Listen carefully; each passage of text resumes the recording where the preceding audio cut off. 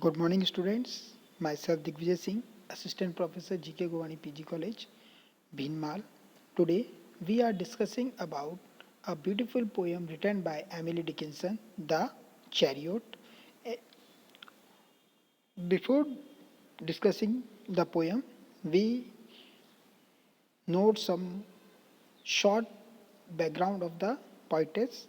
Emily Dickinson was American poet. She was a prolific writer.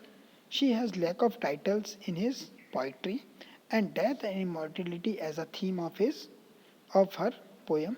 Aesthetics, society, nature and spirituality are some of the themes his of her poetry. And the Emily Dickinson also considered as a Victorian poet because she was born in 1830 and she died in 1886. Then students we start this poem, and this poem also published after the death of the writer or a poetess. Then we start this poem. The basic theme of the poem is life after death, means मृत्यु के बाद का जीवन क्या होता है, किस तरह से उसने पर्सोनिफाइड किया है लेखिका ने, वो सारी चीज़ें देखेंगे.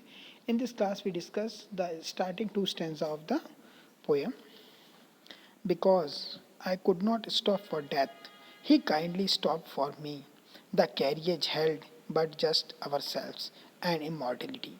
And because I could not stop for the death, death के लिए हम नहीं रुके, वो लेखिका नहीं रुक रही. और मीन्स यहाँ पे क्या है, the personification of the death, death को पर्सोनिफाइड किया है, एक व्यक्ति के रूप में माना है कि डेथ जो है आ रही है और वो हमारे लिए रुकती है. मीन्स बर्थ और डेथ दोनों चीज़ें ऐसी है, उसमें एक सेकंड का भी अंतर नहीं होता.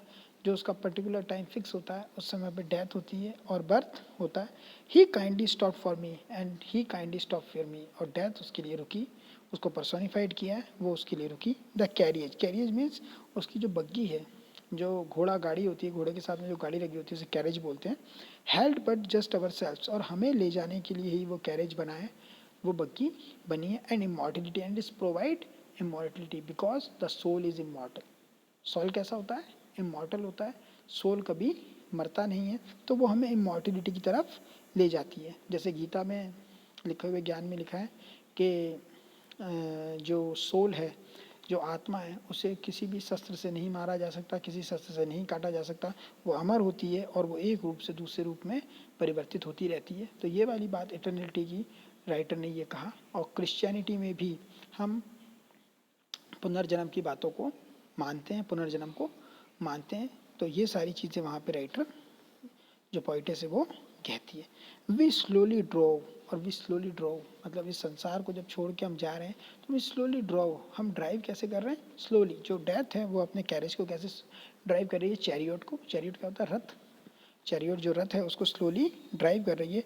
ही न्यू नो हैस्ट, और ही न्यू वो जानता है, ही नो हैस्ट उसे कोई जल्दी नहीं है. She is not, he is not in hurry, वो जल्दी में नहीं है. क्यों, क्योंकि वो जानता है कि हम संसार को छोड़ के जा रहे हैं. तो संसार को एक बार देखते हैं हम लोग कि क्या क्या हमारे जीवन में था, क्या क्या चीज़ें थीं और क्या क्या हम लोगों ने जीवन में जिया और कैसे हम रहे.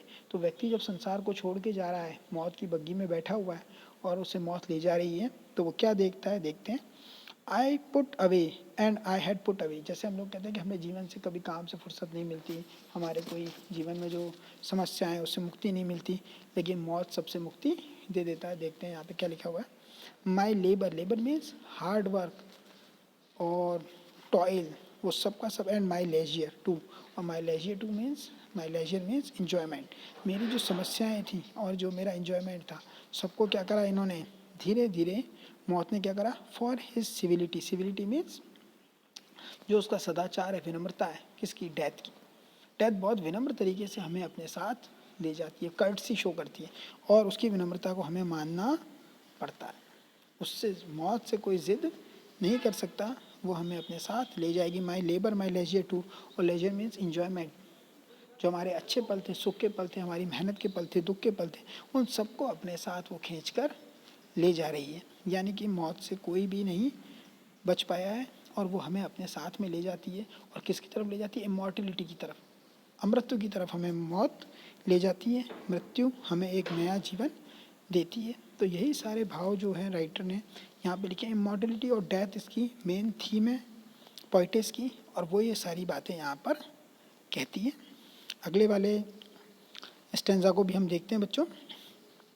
We pass the school where children played, हमने वो स्कूल्स को भी पास किया, क्रॉस किया, जहाँ चिल्ड्रंस खेल रहे थे, छोटे छोटे बच्चे खेल रहे थे। Means they are the upbringing, उनकी अपब्रिंगिंग हो रही थी, वो बड़े हो रहे थे, वो ऑफस्प्रिंग्स थे, छोटे थे, और धीरे धीरे वो मैच्योरिटी की तरफ बढ़ रहे हैं, लेकिन वो छोटे बच्चों की तरफ से वो गुजरते हैं। देयर लेसन स्कैर्सली डन, और उनके लेसन अभी भी अधूरे हैं।